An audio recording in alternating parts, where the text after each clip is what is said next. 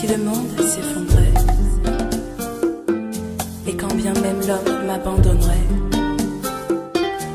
je sais que tu es là, et que je n'ai rien à craindre.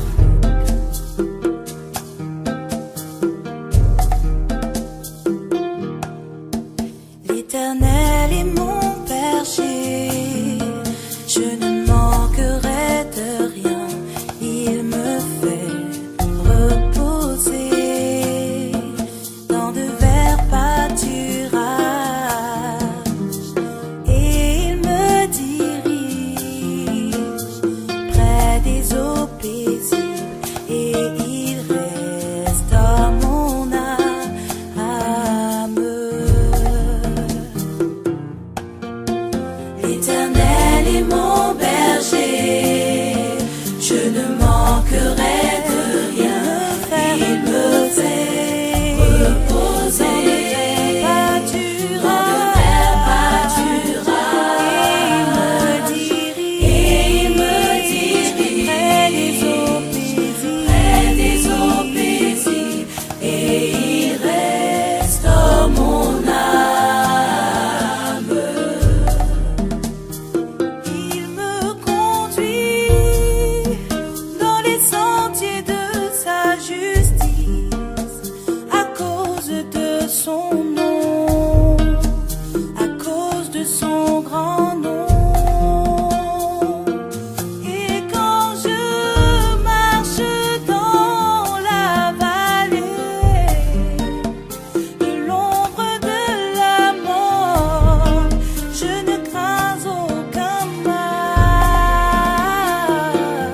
L'Éternel est mon berger, je ne manquerai de rien. Il me fait reposer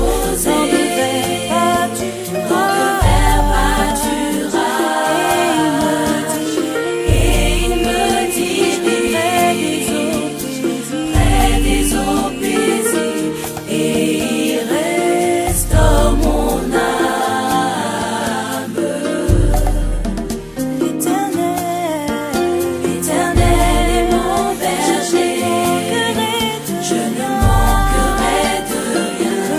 Il me fait reposer dans de verts pâturages, et il me dirige près des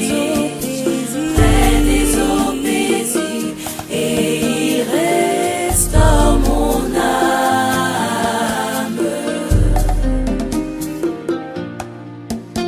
Seigneur, tu induis ma tête, et ma coupe déborde, ma coupe déborde. Le bonheur et la grâce seront là, à mes côtés, tous les jours de ma vie. L'Éternel est mon berger, je ne manquerai de rien. Il me fait reposer dans de verts pâturages, et il me dirige près des eaux paisibles, et il restaure mon âme. L'Éternel est mon berger, je ne manquerai de rien. Il me fait reposer dans de verts pâturages, et il me dirige près des eaux paisibles, et il restaure mon âme. Et il restaure mon âme, restaure mon âme, et il restaure mon âme, restaure mon âme, restaure mon âme.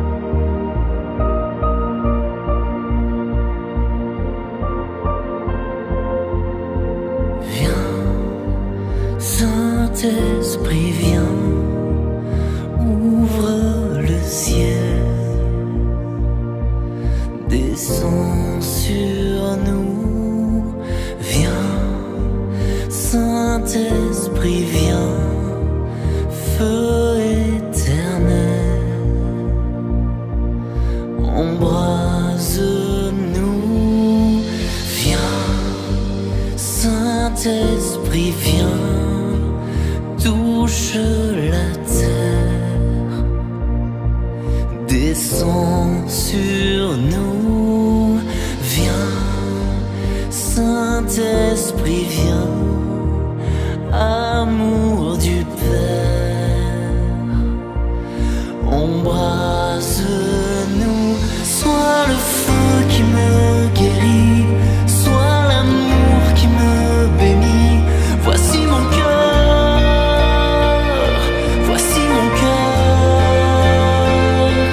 viens déverser ta tendresse au milieu de mes faiblesses, je n'ai plus peur, je n'ai plus peur, viens, Saint-Esprit, viens, fends l'atmosphère, descends sur nous, viens, Saint-Esprit, viens, de ta lumière, envahis-nous, sois le feu qui me guérit, sois l'amour qui me bénit, voici mon cœur, voici mon cœur, viens déverser ta tendresse au milieu de mes faiblesses, je n'ai plus peur, je n'ai plus peur, sois le feu qui me guérit, sois l'amour qui me bénit, voici mon cœur, voici mon cœur, viens déverser ta tendresse au milieu de mes faiblesses, je n'ai plus peur, je n'ai plus peur.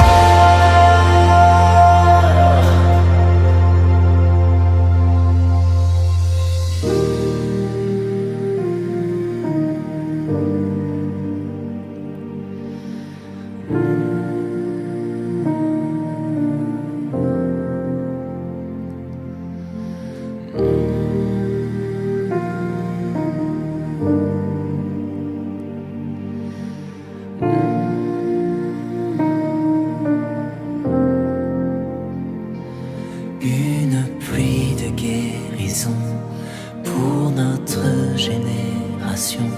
Voici nos cœurs, voici nos cœurs. Dans l'onction de ton esprit, dans l'amour qui m'envahit, je n'ai plus peur, je n'ai plus peur.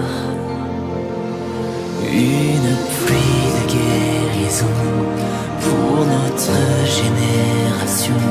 Voici nos cœurs, voici nos cœurs.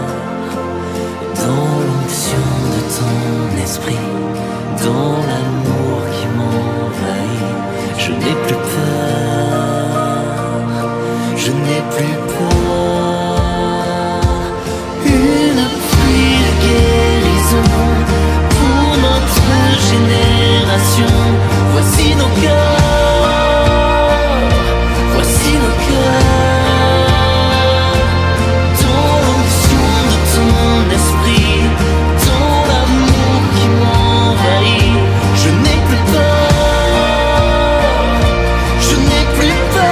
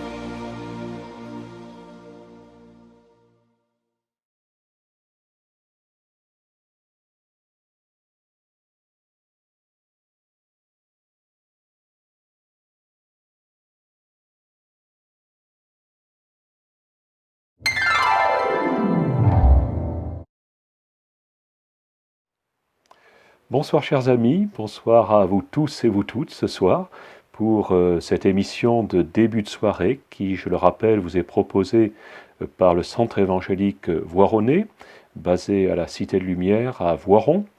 Et ce soir, j'ai eu la pensée de regarder dans la parole de Dieu, la Bible, comme c'est son nom, comment Dieu répond à la prière de l'Église. L'Église, ça a tout d'abord quelques mots sur le début de l'Église. Nous trouvons ce début de l'Église dans le livre appelé les Actes des Apôtres, en réponse à la promesse de Jésus-Christ qui était de dire « Je bâtirai mon Église ». Et alors que nous lisons ce livre, les Actes des Apôtres, nous arrivons au chapitre 12, et je voudrais le lire par petites séquences, et ensuite on va essayer de comprendre ce qui est écrit tout simplement dans ces quelques lignes. Actes des Apôtres, chapitre 12, vers le même temps, donc il s'est passé plusieurs événements auparavant, le roi Hérode se mit à maltraiter quelques membres de l'Église. Et il fit mourir par l'épée Jacques, frère de Jean. Voyant que cela était agréable aux Juifs, il fit encore arrêter Pierre. C'était pendant les jours des pains sans levain. Après l'avoir saisi et jeté en prison, il le mit sous la garde de 4 escouades de 4 soldats chacune, avec l'intention de le faire comparaître devant le peuple après la Pâque. C'est un récit qui ne commence pas de la meilleure façon qui soit. Nous sommes dans des temps au début de l'Église, c'est vrai, mais des temps déjà troublés, dégradé. Un roi qui s'appelle Hérode, qui est plutôt je dirais, un émissaire de l'empereur César, qui a été mis en place sur le territoire de la Judée, est en train de régner avec une approche tout à fait particulière de la politique. Je dirais une approche extrêmement démagogue, tout simplement. N'allons pas chercher plus loin, les temps n'ont guère changé, et l'on s'aperçoit que de plus en plus, nos gouvernants sont obligés de composer avec certaines forces politiques, certaines tendances. On va dire que la stratégie fait parfois place à la démagogie. Et cette époque du début de l'Église est tout à fait conforme à cela. Ce roi Hérode est pris avec, on se dit, il a saisi un des membres de cette Église naissante, peut-être gênant, parce que la doctrine de cette Église naissante n'était pas tout à fait conforme avec, je dirais, le contexte religieux de l'époque. Des choses divergeaient, c'était nouveau. Et ce roi Hérode a tenté un coup. Il a saisi l'un des dirigeants, il l'a exécuté. Et il s'est aperçu que, au lieu d'avoir des reproches, eh bien, il avait plutôt un assentiment. Et il a dit, saisissons-en, un deuxième, du nom de Pierre, et mettons-le en prison, et on lui fera subir un sort à peu près similaire. Un temps de persécution, un temps où la liberté était, je dirais, conditionnelle, réduite, et sujette au désir du monarque en place. Notre époque n'est pas la même, elle est différente, quelque peu différente, fort heureusement, mais nous n'avons pas à proprement parler de persécution dans notre pays, persécution religieuse, mais des sujets d'anxiété, des sujets d'incertitude. Je ne vais pas développer tout ce que notre époque est en train de véhiculer depuis quelques mois, mais rares sont les gens qui sont dans une sérénité parfaite. L'inquiétude est présente. De quoi demain sera fait, peu de gens le savent. Et à côté de cela, on s'aperçoit que les gouvernants cherchent à faire de leur mieux, je leur en sais gré, mais malgré tout, je ne pense pas que le peuple sous la coupe duquel il se trouve répondent toujours favorablement à leurs initiatives. Et tout cela provoque une incertitude qui est difficile à maîtriser. J'imagine que ce temps particulier, il nous a dit que c'était la fête des pains sans levain, donc une fête importante pour le peuple juif. Et Hérode, ce roi Hérode, dans son approche, a dit « on va être prudent ». Pierre, on va le mettre en prison, on ne va pas agir vis-à-vis de lui pendant la fête de Pâques, mais on fera les choses après. Une approche politico-religieuse ou religieusement politique, je ne sais comment il faut l'appeler, mais très adaptée à une situation où il fallait rester bien un petit peu avec tout le monde. Notre époque diffère assez peu de cela. On s'en aperçoit au fil des jours qui passent. Et à ce moment-là, et là je vais m'arrêter sur d'autres événements, sinon on dresse un tableau qui va être tout à fait négatif. Mais quand on va un petit peu plus loin, et je vous propose de lire encore quelques versets de ce texte, Pierre, donc, était gardé dans la prison. Et écoutez bien, et l'Église ne cessait d'adresser pour lui des prières à Dieu. La nuit qui précéda le jour où Hérode allait le faire comparaître, ou le faire exécuter, Pierre, lié de 2 chaînes, dormait entre 2 soldats, et des sentinelles devant la porte gardaient la prison. Et voici un ange du Seigneur survint, et une lumière brilla dans la prison. L'ange réveilla Pierre en le frappant au côté et en disant « Lève-toi promptement ». Les chaînes tombèrent de ses mains, et l'ange lui dit « Mets ta ceinture et tes sandales ». Et il fit ainsi. L'ange lui dit encore, excusez-moi, je vais un peu vite, « Enveloppe-toi de ton manteau et suis-moi ». Pierre sortit et le suivit, ne sachant pas que ce qui se faisait par l'ange était réel et s'imaginant avoir une vision. Lorsqu'ils eurent passé la première garde puis la seconde, ils arrivèrent à la porte de fer qui mène à la ville et qui s'ouvrit d'elle-même devant eux. Ils sortirent et s'avancèrent dans une rue. Aussitôt, l'ange quitta Pierre. Alors là, on est c'est inattendu. Je ne sais comment vous pourriez qualifier ce que nous venons de lire, mais je voudrais m'arrêter sur un point. Cette séquence, ces versets, commencent par un constat. Pierre était gardé dans la prison, et d'un autre côté, dans une autre partie de la ville, il nous est dit que l'Église ne cessait d'adresser pour lui des prières à Dieu.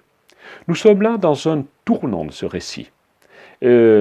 Si les choses avaient continué comme au début, il n'y avait qu'à... rien ne pouvait sortir de bien de ce récit. Par contre, on s'aperçoit qu'il y a un tournant.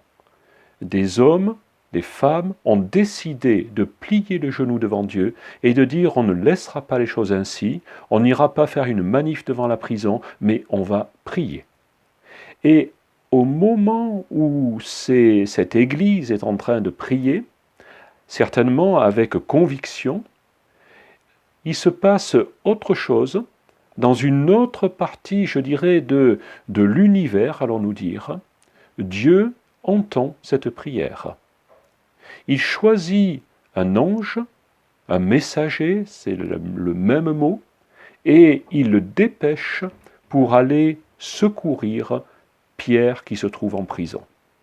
Je trouve cela extraordinaire. Peut-être allez-vous dire, mais est-ce que vous y croyez vraiment ? Je vais vous dire que j'ai la faiblesse d'y croire. Et sinon, je ne vous parlerai pas ce soir. Et je me réjouis parce que cette intervention d'un messager, cet ange, n'est pas quelque chose qui se cantonne au temps passé, à l'époque de l'Église primitive. Mais les mêmes anges sont encore capables de venir à la rescousse, au secours de ceux qui sont dans la difficulté. La Bible ne nous dit pas de prier les anges, mais de prier Dieu comme cette Église le faisait, et Dieu est capable et est capable, et le fait d'ailleurs, et le réalise, d'envoyer un ange au secours de celui qui est en train de prier. C'est ce qui va se passer dans cette prison. Vous avez remarqué les détails, la lumière dans la prison, l'ange qui agit comme, quelqu'un de déterminé, qui va frapper Pierre, il va le réveiller, ça va être en sursaut certainement, il va dire dépêche-toi, habille-toi, mets tes vêtements, ton manteau. Vous voyez la précaution, peut-être faisait-il froid à ce moment de la nuit, et l'ange a la précaution, l'attention, de dire à Pierre, mets ton manteau. Et ils s'avancent, ils sortent, les soldats ne voient rien, ils dorment d'un profond sommeil, la porte s'ouvre, Pierre se trouve dans la rue, l'ange à ses côtés, jusqu'au moment où l'ange le laisse, il est temps pour lui de repartir. Et ce soir, je veux dire que qui peut croire cela aujourd'hui? Personnellement, j'y crois. J'espère que vous y croyez aussi.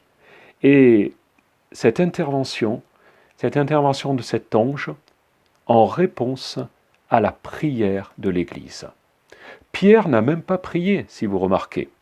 Lui était en paix, finalement. Il savait qu'un jour ou l'autre, peu lui importait. Il n'était pas dans la crainte. Sinon, il aurait été agité, il aurait fait des cauchemars. Mais là, il vient de faire ce qu'il a cru être un rêve, et qui n'en était pas un. Et il se trouve dans la rue, il faisait un petit peu frisqué, mais libre. Libre au coin de cette rue, parce que simplement, la prière est montée vers Dieu. Et ce soir, je tiens à vous laisser ce message. Ne pensez pas que la prière est faite simplement pour être un geste religieux. La prière déclenche dans les lieux célestes, dans le lieu où habite Dieu, où habite quelqu'un qui est attentif à la condition de l'homme, qui n'est pas du tout étranger à la prière de celui qui élève sa voix vers lui. Un psaume, le psaume 34, nous dit « Quand un malheureux crie, l'Éternel, Dieu, autrement dit, entend, et il le délivre de toutes ses détresses. » Ce soir, peut-être avez-vous des besoins, peut-être êtes-vous dans la crainte, dans l'anxiété, nous avons parlé au départ, le temps que nous vivons vous effraie peut-être, mais si vous êtes dans ce cas, prenez la peine de vous arrêter pendant quelques instants. Nous allons avoir une petite pause musicale dans quelques instants. Vous pouvez profiter de ce temps. Je n'ai pas encore... on va choisir ce petit morceau, vous allez l'écouter, et à ce moment-là, vous pouvez peut-être simplement élever votre pensée, votre cœur vers Dieu, et le besoin que vous avez, vous pouvez simplement lui en parler. Dire à ce Dieu qui, pour vous, peut-être, vous paraît lointain, mais qui est extrêmement proche. Voyez-vous, il n'est pas dit que Dieu est venu dans la prison. Il a dépêché un messager angélique, qui est venu au secours de cet homme, ce prisonnier injustement incarcéré, disons-le, et qui n'était dans aucune inquiétude. Et de l'autre côté de la ville, eh bien, tout un groupe était en train de prier intensément pour sa libération. On se retrouve dans quelques instants. À tout à l'heure.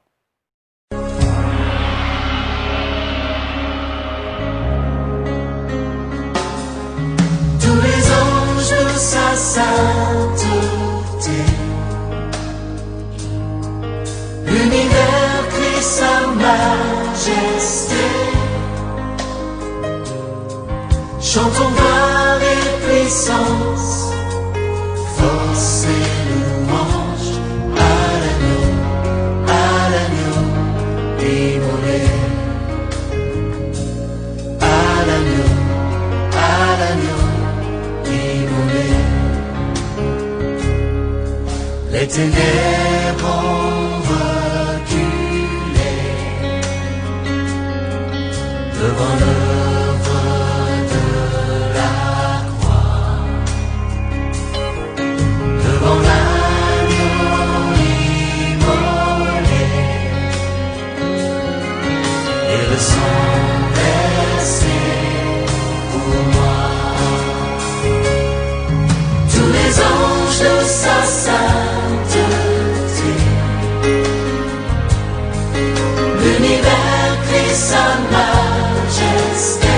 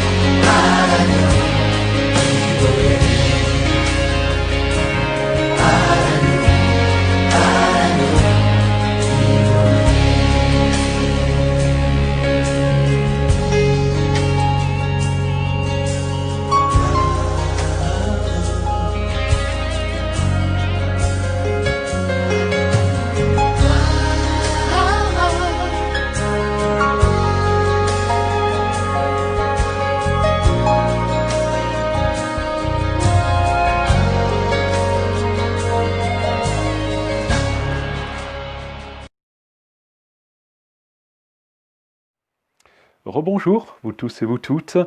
On se retrouve à la suite de ce morceau musical et je vous rappelle où nous en étions. Nous avions laissé cet ex-prisonnier, l'apôtre Pierre, en dehors de sa prison, dans un coin de rue, tout seul, puisque l'ange qui l'accompagnait venait de le laisser. Il avait accompli sa mission et il était là en train de devenir, les choses étaient en train d'évoluer pour lui.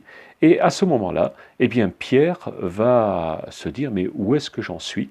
Et simplement, il va dire qu'il s'est passé quelque chose. Je vous propose de lire les quelques versets qui suivent, ce que nous avons lu en première partie. Revenu à lui-même, Pierre dit, « Je vois maintenant d'une manière certaine que le Seigneur a envoyé son ange et qu'il m'a délivré de la main d'Hérode et de tout ce que le peuple juif attendait. » Après avoir réfléchi, il se dirigea vers la maison de Marie, mère de Jean, surnommée Marc, où beaucoup de personnes étaient réunies et priaient. C'était donc dans cette maison que les choses se passaient. Il frappa à la porte du vestibule, et une servante nommée Rhode, ce qui veut dire rose en français, s'approcha pour écouter. Elle reconnut la voix de Pierre, et dans sa joie, au lieu d'ouvrir, elle courut annoncer que Pierre était devant la porte. Je trouve ce récit d'un naturel extraordinaire, parce que, il y a quelque temps, on était dans une prison, dans une geôle froide, et voici que maintenant on se retrouve dans un tout autre décor. Pierre vient de parcourir peut-être quelques centaines de mètres, quelques kilomètres, je ne sais, et il sait tout à fait où aller, puisque cette maison de Marie dont il est parlé, la mère de Jean, surnommée Marc, était certainement un lieu habituel de prière pour cette église primitive. Cette église n'avait pas, vous savez, de grands clochers, n'avait pas de grands bâtiments, elle avait l'avantage d'avoir des maisons en général assez spacieuses qui pouvaient accueillir beaucoup de monde. Et dans cette maison, des hommes, des femmes étaient en train de prier. Ils n'arrêtaient pas. Ils étaient en plein milieu de la nuit et encore en train d'attendre la délivrance du prisonnier Pierre. Et on a donc plusieurs personnages qui interviennent dans ce récit. Le premier, c'est Pierre. Pierre, qui sait qu'un ange l'a sorti de cette prison, ce noire prison, et qui s'approche maintenant de cette maison, eh bien, il ne va pas vraiment, il va y aller de façon tout à fait naturelle. Peut-être même a-t-il oublié quelque part ce qu'il vient de vivre.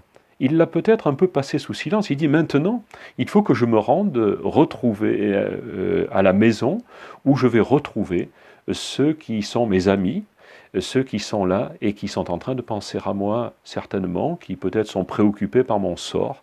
Je vais donc à leur rencontre. Vous savez, je voudrais juste intercaler au milieu de ce petit récit cette notion de l'ange. Certaines fois, on se dit, oulala, on a l'impression que rencontrer un ange, c'est peut-être rencontrer une créature avec des ailes qui volent, d'un blanc éclatant, etc. Certes, c'est cela. Mais ce n'est pas toujours ainsi que les choses se passent. J'ai dit tout à l'heure qu'un ange est avant tout un messager. Je me souviens avoir vécu ce n'était pas la même chose, je n'étais pas en prison, mais je me trouvais dans un endroit où avec les amis, avec mon épouse et quelques membres de la famille, nous nous étions un petit peu égarés. Beaucoup de déviations dans le secteur, on ne trouvait pas notre route. Et je cherchais sur une carte, les GPS n'étaient pas encore très très répandus, d'ailleurs je ne suis pas toujours très expert en la matière, et en cherchant, je me dis, bon, je pense qu'on devrait pouvoir prendre cette route et arriver à destination. Et puis, on a continué à s'égarer encore de plus en plus dans la campagne alsacienne, impossible de retrouver la chambre d'hôte où nous devions nous rendre ce soir-là. Et ce à quoi je n'avais pas trop prêté attention, c'est que derrière nous, il y avait un véhicule qui nous suivait. Et à un certain moment, ce véhicule nous a dépassés.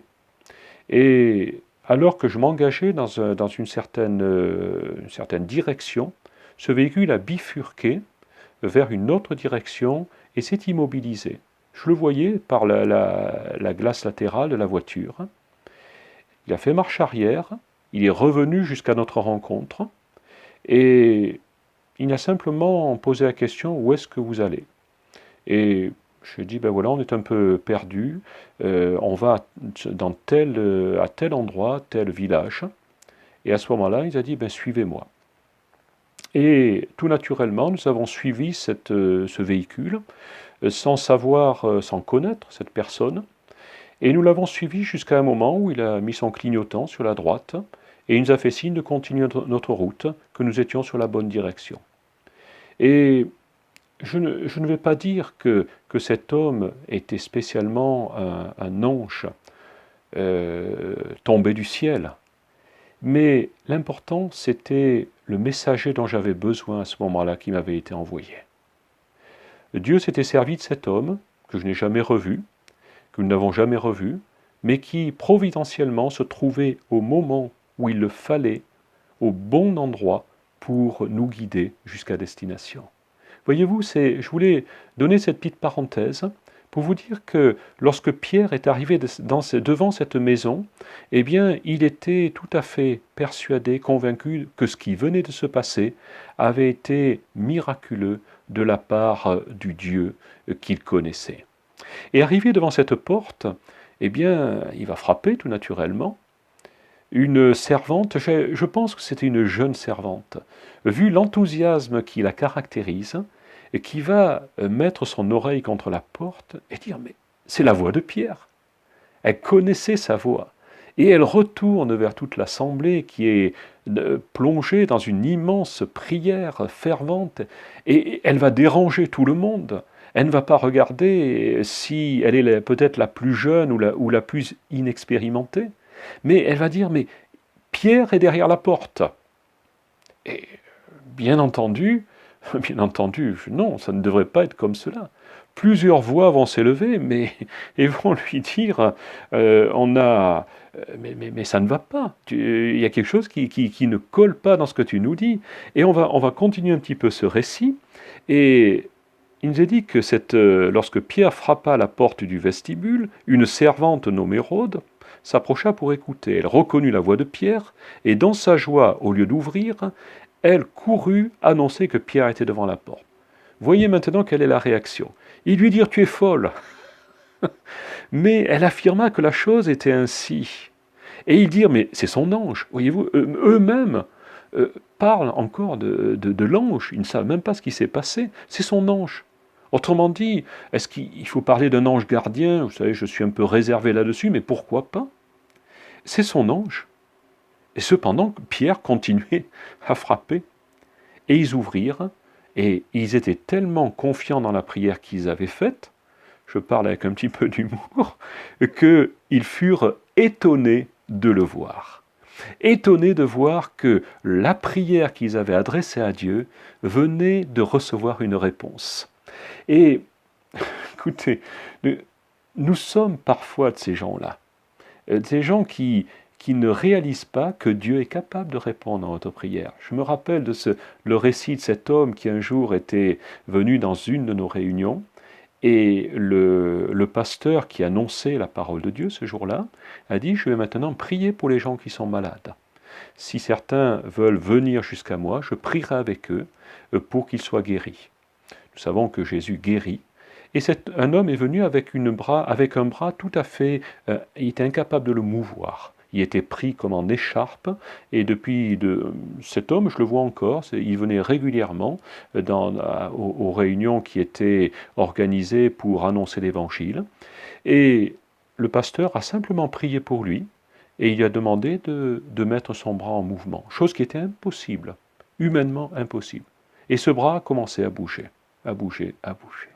au point que cet homme est retourné s'asseoir à sa place, avec simplement ces mots « mais c'est pas vrai, mais c'est pas vrai, mais c'est pas vrai », et c'était vrai. Son bras était guéri, et de la façon la plus simple qui soit. Parce que nous sommes parfois incapables de vraiment faire confiance à Dieu, au point que ces hommes, pourtant remplis du désir de voir Pierre sortir de sa prison, au moment où les choses se passent, au moment où c'est une jeune fille certainement qui leur annonce ça, dit, écoute, toi tu nous le racontes, peut-être que, voilà, elle était peut-être tellement spontanée qu'elle leur avait fait parfois miroiter des choses qui étaient, voilà, qui n'étaient pas tout à fait la réalité, mais ce jour-là, c'était la réalité. Et à ce moment-là, ils ouvrirent et furent étonnés de le voir. Et lorsque nous lisons la suite, Pierre, leur ayant de la main fait signe de se taire, d'abord, taisez-vous, écoutez-moi, je vais vous parler. Et il leur raconta comment le Seigneur l'avait tiré de la prison. Et il leur dit maintenant, annoncez-le à Jacques, non pas à Jacques qui, le pauvre, avait été mis à mort il y a quelques versets en arrière, mais aux frères de Jean, par contre à celui qui était le responsable de l'Église, eh bien il dit, annoncez-lui que je suis sorti, et il s'en alla ensuite dans un autre lieu. Moi, ce récit me laisse tout à fait admiratif. On pourrait se dire, mais il s'est passé quelque chose de tout à fait extraordinaire. Mais je voudrais vous dire ce soir que ce qui s'est passé à ce moment-là n'était absolument pas quelque chose hors du commun pour cette Église primitive. Et ce soir, j'ai vraiment le désir de vous dire que de tels miracles peuvent encore se passer. Peut-être vous l'ai-je déjà dit, je me répète parfois, mais pour moi c'est une réalité dans ma vie. Je l'ai encore dit à une personne aujourd'hui. Ce que nous demandons à Dieu, demandons-le avec simplicité et prions pour ce en quoi nous pouvons croire. Si vous pensez qu'une chose n'est pas possible, ne priez pas pour cette chose-là. Attendez d'être dans la foi. Par contre, rien ne vous interdit. Au contraire, de demander à Dieu des choses qui sont simples, qui soient à la mesure de votre foi. Ce soir-là, ces hommes ont cru que Pierre pouvait être libéré. Ils l'ont tellement cru qu'après ils ne le croyaient plus. Mais c'était la réalité. Et pourtant, très souvent, nous prions sans réaliser que Dieu répond à la prière. Personnellement, ça m'est arrivé maintes et maintes fois de le faire. Mais dans certaines circonstances, des choses simples, des choses évidentes, il m'arrive, excusez-moi, les choses aussi basiques, de prier pour vous trouver une place de stationnement. C'est extrêmement important dans certains cas. Et je dirais que ça marche. Plusieurs fois, les choses se sont réalisées dans ce sens-là. Parce que Dieu veut toujours venir en aide de ceux qui l'invoquent.